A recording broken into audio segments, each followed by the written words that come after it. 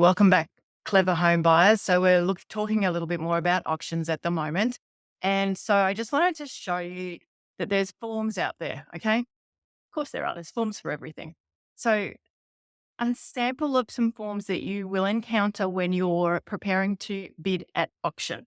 So my favorite one, if you're, imagine you're feeling uncomfortable about bidding for yourself. And so you've got a confident friend, you've got a confident relative. And so you've asked them to bid on behalf of you. That's a great strategy. You know why? If they're exuding confidence, they've got they've got half of the problem down pat.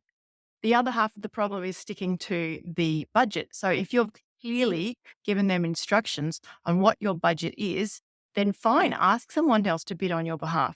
The REIQ has a form which you can ask me for a copy of, and it's this one here, letter of authority for a person to bid at auction.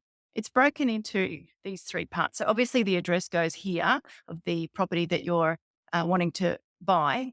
And then the authorization is broken into three areas. Do you want to have a person bid on your behalf?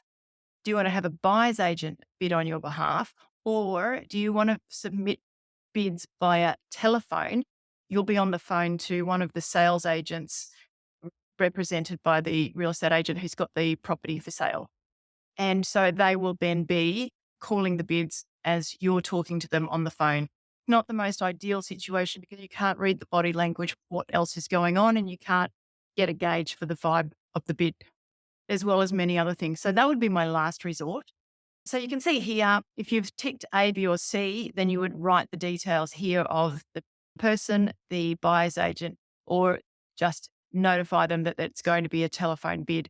Just on the second page here is your name and address, your solicitor's name and address, and then the signatures. So that's the REIQ form to ask somebody else to bid for you at an auction. If you would like a copy of this so that you can use it, if you want to ask somebody else to bid on your behalf, ask me for a copy. I'll send you one.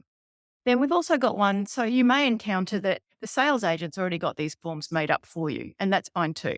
This one's made up by a sales agent who is simply asking for you to lay out the name of the party who's authorized to bid on your behalf. That could be a buyer's agent or a friend. And then again, we've got your details, your solicitor's details, and signatures. This organization here also has a separate form if you're going to be using telephone bidding.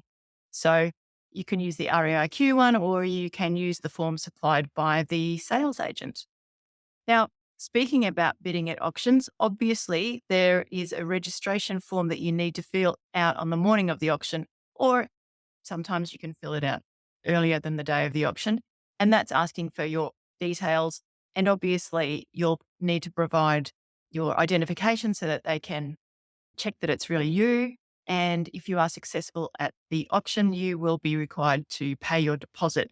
Don't run into a problem where if you're only authorized to transfer $5,000 at a time, you need to make sure you've got the ability to transfer the deposit and have it in their bank account as quickly as possible. And so it'll go into the sales agent's trust account. And so I would recommend that you get that cleared up beforehand with your bank, because it is possible that the seller can pull out of the contract if you haven't got evidence of the fact that you have transferred the entire amount into their bank account by the deadline. It doesn't have to be showing up in their account yet. You just need to have that screenshot of the fact that you have transferred that to show that you made steps in that direction. So be careful of that. Obviously, another one, this is with Apollo Auctions up here, you can see. Another one is Apollo Auctions will also obviously ask the seller to supply them with information regarding, okay, what's your reserve? So the auctioneer's got all of this down pat before the auction begins and clears all of this with the seller. You've got copies of these forms in your courseware and you can download them and go through them. There's just one more that I want to go over, and I might do it on a separate video because this form here is also by these people, Smith & Co Realty. I love their forms. They're very clear, clean, easy to understand, and one pages. Who doesn't love those? And so this is the conditions of sale for public auction. I'll make a second video about that. Thanks so much for watching.